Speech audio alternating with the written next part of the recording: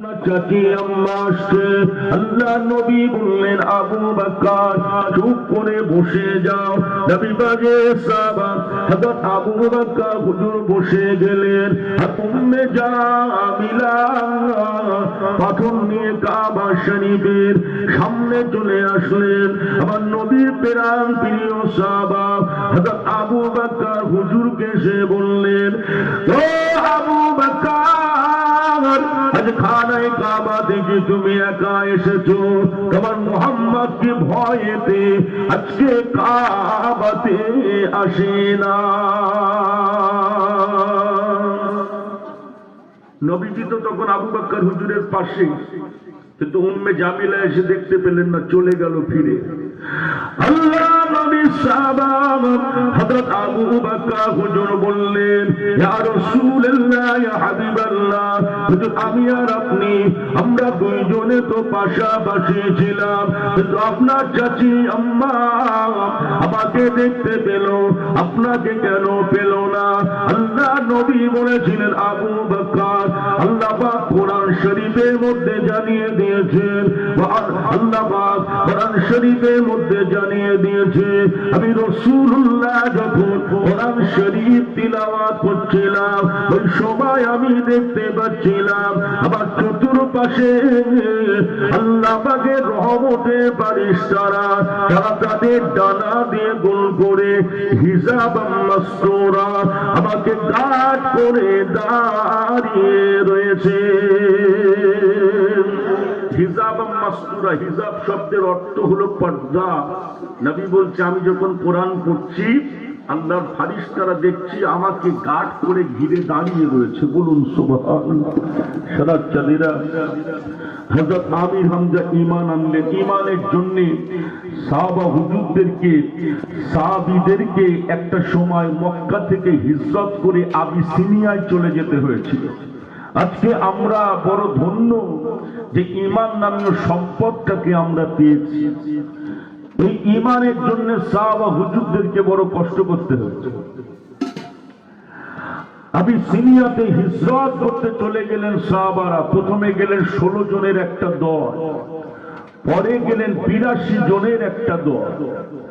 আর এই 82 জনের যে দলটি ছিল, এই দলটির ভিতরে যিনি নেতৃত্ব দিচ্ছিলেন নাম হলো তার জাফর ইবনে আবু তালিব। এই সাহাবা হুজুরেরা আল্লাহ রসুলের কাছে এসে কাঁদলেন আর বললেন, হুজুর মক্কাতে আমাদের উপরে যেভাবে অত্যাচার হচ্ছে আর সহ্য করতে পারছি না, আমরা কি করব আপনি বলেন। আল্লাহ রসুল বলেছিলেন তোমরা একটা কাজ করো, এখান থেকে হিজরত করে আবিসিনিয়ায় চলে যাও, যেটাকে হাবশা বলা হয়। হাবশা দেশে চলে যাও। ওখানে গেলে ওখানে একজন বাদশা আছে যার নাম হলো বাদশা নাজ্জাসী। ওনার কাছে গেলে তোমরা নিরাপদে থাকতে পারবে, তোমাদের অসুবিধা হবে না। সবাই এসে আল্লাহ নবীকে বললেন, ইয়া রাসূলুল্লাহ, ইয়া হাবিবাল্লাহ, হুজুর আমরা হাবশাতে চলে যাব, আবিসিনিয়াতে যাব, তবে আমাদেরকে আপনি একটু বলেন না আমরা কি নিয়ে হাবশাতে যাব, আমাদের কাছে তো কিছুই নাই। আল্লাহ নবী বলেছিলেন, বাবা সাহাবীরা খুব খেয়াল করে শোনো, আমি রাসূলুল্লাহ তোমাদের কিছুই দিতে পারবো না। তবে খালি হাতে যেও না, তোমরা সঙ্গে করে আল্লাহ পাকের কোরআন শরীফে সূরা মারিয়ামটা নিয়ে যাও। বলুন না সূরা কি নিয়ে যেতে বললো? কোরআন শরীফের সূরা মারিয়াম, এটা নিয়ে যাও। কোরআন শরীফে 114টি সূরার ভিতরে একটি সূরা আছে সূরা মারিয়াম, ওটা তোমরা নিয়ে যাও সাথে করে। কোরআন এমন একটা কিতাব না বাবু, যেখানে কোরআন যাবে সেখানে কোরআনী দুনিয়া তৈরি হয়ে যাবে। সুবহানাল্লাহ বললেন না? কোরআনের নূর যদি আল্লাহ কারোর অন্তরে জ্বালিয়ে দেয়, আল্লাহ তাকে হেদায়েতের রাস্তা দেখিয়ে দেবে। সুবহানাল্লাহ বললেন না? হযরত আমির হামজা রাদিয়াল্লাহু তাআলা আনহু ঈমান আনার পরে হযরত উমর ঈমান এনেছিলেন। আমির হামজা রাদিয়াল্লাহু তাআলা আনহু ঈমান আনার একটা ব্যাপার হয়ে যায়। যখন আল্লাহ রসুলের হাতে হাত দিয়ে সবাই ঈমানের কালেমা পড়ছে, আবু জেহেল আমার নবীকে মানলেন, মাথা দিয়ে খুন ঝরে পড়ছিল। আমির হামজা এই দৃশ্যটা দেখে আবু জেহেলকে মেরেছিলেন। আর রাসূল পাক সাল্লাল্লাহু আলাইহি ওয়াসাল্লামের কাছে আমির হামজা গিয়ে বলেছিলেন যে মোহাম্মদ তোমাকে আবু জেহেল মেরেছে, আমি প্রতিশোধ নিয়েছি, কান্না বন্ধ করো। নবীজি বললেন, চাচা জান আপনি এটি করলেন না মেরে আমার হাতে হাত দিয়ে ইমানের কালেমা পড়লে আমি খুশি হতাম। হযরত আমির হামজা ইমানের কালেমা পড়ে নিলেন। এখন হযরত আমির হামজা ছিলেন নবী পাকের পালোয়ান চাচা। আমির হামজা যখন ইমানের কালেমা পড়ে নিয়েছে, আবু জেহেল আবুল লাহাবদের মাথার কাজ করছে না, কি সব গুনাহ, সব একে একে মুহাম্মাদের দলে চলে যাচ্ছে। মুহাম্মদ সাল্লাল্লাহু আলাইহি ওয়াসাল্লামের কাছে সব গিয়ে ঈমান আনছে। সাথে সাথে একটা কঠিন সিদ্ধান্ত ওরা নিয়ে নিল। সিদ্ধান্তটা কি? দারুন নাদুয়া। দারুন নাদুয়াতে একটা বৈঠক ডেকে ফেললেন। দারুন নাদুয়াতে আবু জেহেল বৈঠক ডাকলেন। আবু জেহেল দারুন নাদুয়াতে বৈঠক ডেকে সিদ্ধান্ত করলেন, কে মুহাম্মাদের মাথাটা কেটে নিয়ে আসতে পারবে? সবাই বসে আছেন। ওমর হাত তুলে বললেন, মুহাম্মাদের মাথাটাকে আমি কেটে নিয়ে আসবো।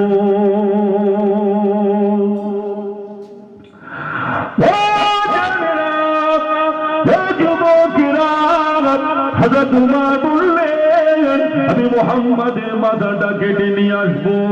তোমার হাতটাকে তুললেন, তোমার লাঙ্গা তরোয়ার নিয়ে আল্লাহ নবীকে মারার জন্য আসছে। পথে মধ্যে রহিম বিন আব্দুল্লাহর সঙ্গে দেখা হয়ে গেল। রহিম বিন আব্দুল্লাহ বললেন, কোথায় যাও? বললে মুহাম্মাদের মাথা কাটতে যাচ্ছি। বললেন, আগে ঘরটাকে ঠিক করো, তারপরে মুহাম্মাদের কাছে যাবে। আগে ঘরটা ঠিক করো, তারপর যে। এখন উমর চিন্তা করলো কথাটা তো ঠিক।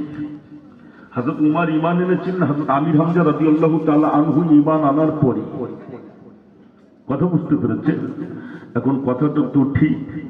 তাহলে কি হয়েছে? বলছেন আপনার বোন আর বোনাই দুজনেই ঈমানের কালেমা পড়ে মুসলমান হয়ে গিয়েছে। বলুন সুবহানাল্লাহ।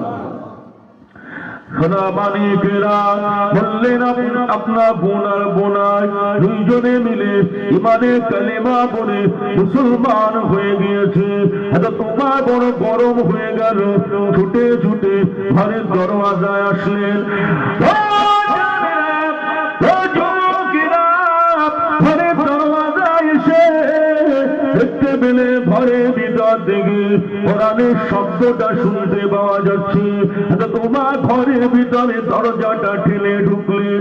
এদিকে বোন ফাতেমা আর বোনাই আবু সাঈদ দুইজনে মিলে যেটা নিয়ে পড়ছিলেন, ওই কোরআন শরীফের সূরা তাহা লেখা পাতাটাকে লুকিয়ে ফেললেন। আর দেখতে পাওয়া গেল হযরত ওমর ভিতরে প্রবেশ করলেন। আর কোরআন শরীফ যিনি পড়াচ্ছিলেন তিনি হলেন আমার নবী পাকের একজন সাহাবা, নাম হলো তার খাব্বাব। হযরত খাব্বাব রাদিয়াল্লাহু তাআলা আনহু ওই ঘরের ভিতরে লুকিয়ে পড়লেন। ওমর আসছে তো, উনি কি করেছেন? খাব্বাব রাদিয়াল্লাহু তাআলা তাড়াতাড়ি করে লুকিয়ে পড়েছে। কেন? উমর এমন একজন ব্যক্তি ছিল, কঠিন মানুষ। কথা বুঝতে পেরেছেন? খাব্বাব রাদিয়াল্লাহু তাআলা তাড়াতাড়ি লুকিয়ে পড়েছে। আর বোন ফাতেমা আর বোনাই আবু সাঈদ ওই যে সূরা তাহাটা পড়ছিল না, ওটা তাড়াতাড়ি করে লুকিয়ে ফেললেন। বললেন, কি পড়ছিলে বল? ওমর ভিতরে এসে বলছে, আমাকে কি পড়ছিলে? বোন বোনাই বললেন সব কথা, কিন্তু অন্তরে দয়া হলো না, মারতে লাগলো। মারতে মারতে মারতে মারতে গোটা শরীরটা রক্তে লাল হল। বোনটাকে মারছেন, বোনাইটাকে মারছেন, মারতে মারতে গোটা শরীরটা লাল হয়ে গেল। বোন ফাতেমার শরীর দিয়ে রক্ত ঝরতে লেগে গেল। হযরত ওমরের অন্তরে দয়া হয়ে গেল।